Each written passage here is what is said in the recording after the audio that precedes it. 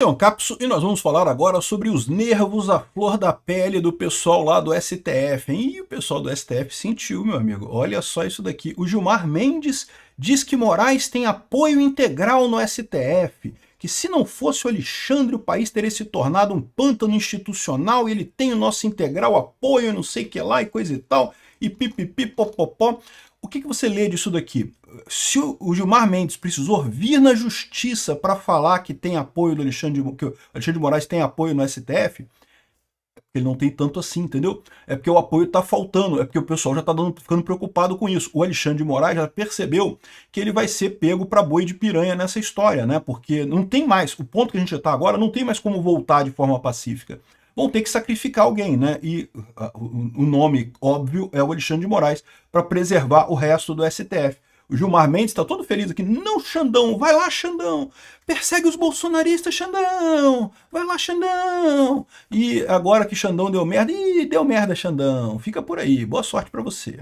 Né? É basicamente isso que ele está falando. Porque a coisa não tá fácil não aqui, olha só.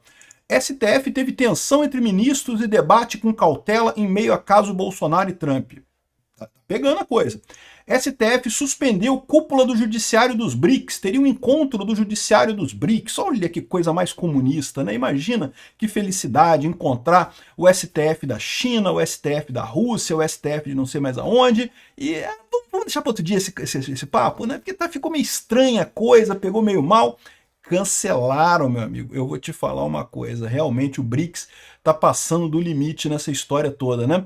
Vamos entender esse caso aqui. Essa notícia foi sugerida por Humberto do Largo Norte, pelos Poderes do Laranjão e várias outras pessoas. Obrigado aí ao pessoal que sugeriu notícias lá no nosso site, no visãolibertaria.com, e obrigado a você que está assistindo o nosso vídeo. Se você gosta do nosso conteúdo, por favor, deixe o seu like e se inscreva aqui no canal.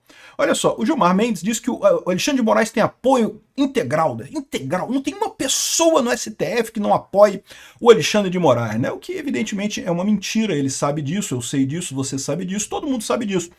O problema dele é justamente tentar convencer o pessoal a manter o apoio no Alexandre de Moraes. Eu não duvido nada que hoje o Gilmar Mendes esteja do lado do Alexandre de Moraes.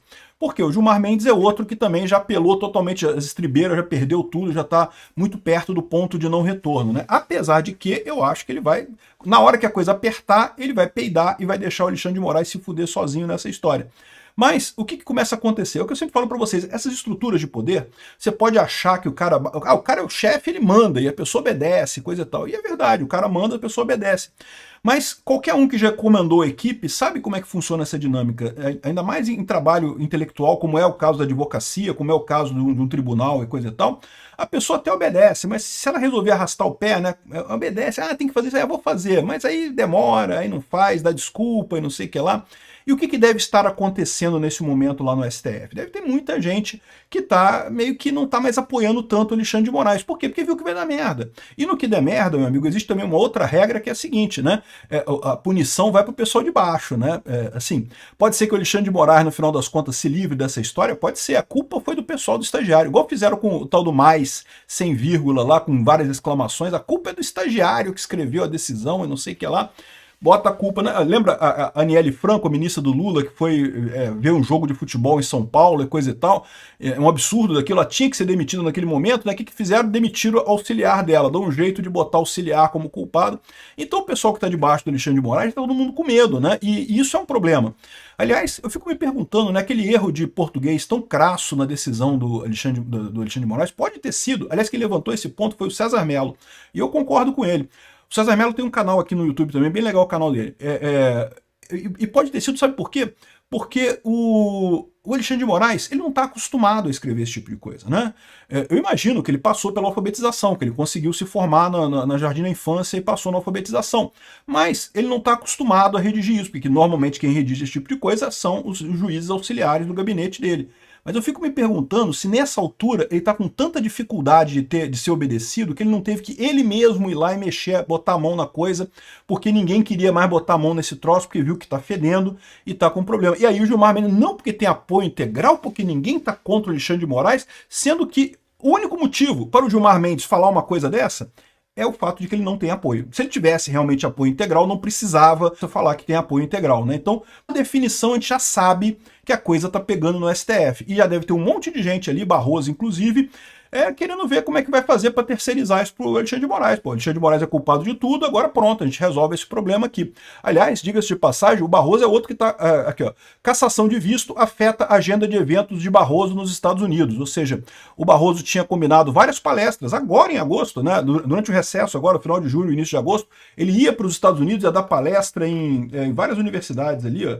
Harvard, Yale, não sei o que lá, Yale, Stanford, Nova York e Harvard. Ia para essas palestras, ia dar palestra nessas universidades todas, né?